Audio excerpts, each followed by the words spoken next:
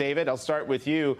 Governor DeSantis brought in $20 million in the first 6 weeks of his campaign. That's not bad. Is that a sign he's doing better than the headlines suggest?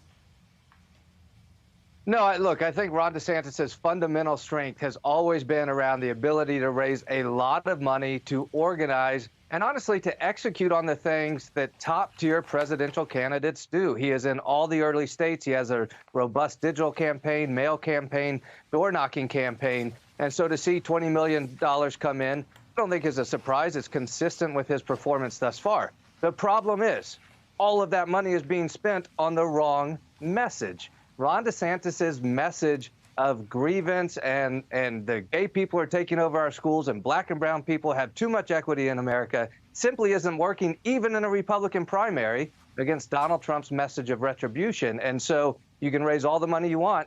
If you're spending it on the wrong message, you're going to end up 30 points behind the front runner. And, you know, Tara, I'm going to stick with David Jolly here for a moment. One of the things David Jolly, Ron DeSantis is saying, one of the things he's blaming for his inability to close the polling gap with Donald Trump is that it's the media's fault. We're covering his campaign so negatively.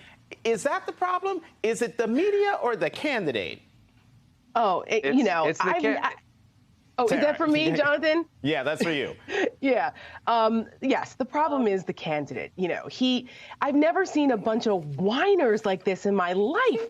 These guys run around with this toxic masculinity, trying to portray that they're these big tough guys. And all they do is whine and complain about what victims they are.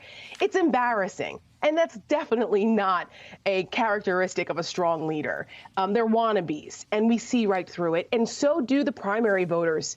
It's unbelievable. Now, I have to admit that over at the Lincoln Project, we've been predicting for a year and a half that Ron DeSantis didn't have it. I've said it on your show many times that once voters got to know him, the less they would like him. The idea of Ron DeSantis was what attracted people to him until he went on the campaign trail and people realized that he's actually whiny. He got snippy with a high school student for asking him a basic question. He can't answer a question about January 6th, for goodness sakes. So even though he's raised all this money, it's giving me Jeb Bush vibes all over again. Jeb raised $100 million and went nowhere. So the donor class may have wishful thinking that they thought that Ron DeSantis was the guy, maybe on paper, I guess. But in reality, he's certainly not. Okay, so we're talking about Ron DeSantis, but Casey DeSantis, his wife, is getting in on the action. She started campaigning for her husband. And, well, take a look at this new video. Schools open. Parents' rights defended. School choice universal. Critical race theory prohibited. DEI stopped.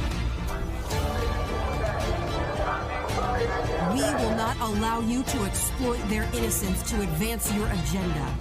We are no longer silent. We are united. And we have finally found our fighter.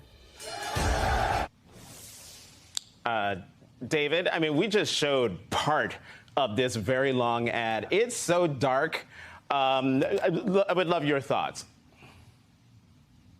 Yeah, Jonathan, look, Casey DeSantis is a fairly compelling political figure in Florida and now nationally. For many, she's the brighter side to Florida's angry governor. For others, she's become America's Karen. And I think that's the ultimate disconnect here with a campaign that needs to embrace more constituencies to get to the White House. Look, she is a more effective messenger than Ron DeSantis, but if all she is doing is amplifying the wrong message, she's actually clarifying Ron DeSantis's weaknesses. And so this ideology, the DeSantis doctrine, if you will, that our culture wars are the most pressing moments, and we are going to invent these culture wars to terrify voters, that's simply not a message that resonates. So, as I like to say, it doesn't matter if it's presented in heels or boots. The DeSantis doctrine's a losing one. We're going to learn that the more Casey DeSantis gets out there. Tara, I think David's beaten you in terms of taking my breath away during a segment. But real quickly, because I do want to move on to Mike Pence for a hot second.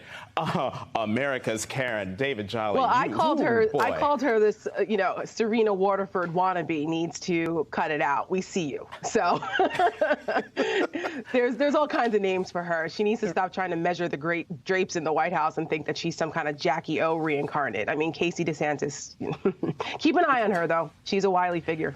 All right. So, excuse me, David, Vice President Pence spent a lot of time in Iowa where a voter pressed him a few days ago about his actions on January 6th. Take a look at this.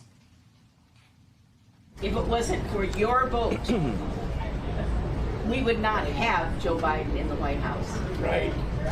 Joe Biden shouldn't be there. It's an issue that continues to be misunderstood. I know by God's grace I did exactly what the Constitution of the United States required of me that day.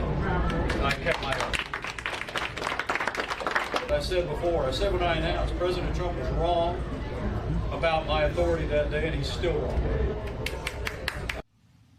I mean, David, for Mike Pence, this qualifies as courage. My question is, will he consistently show it?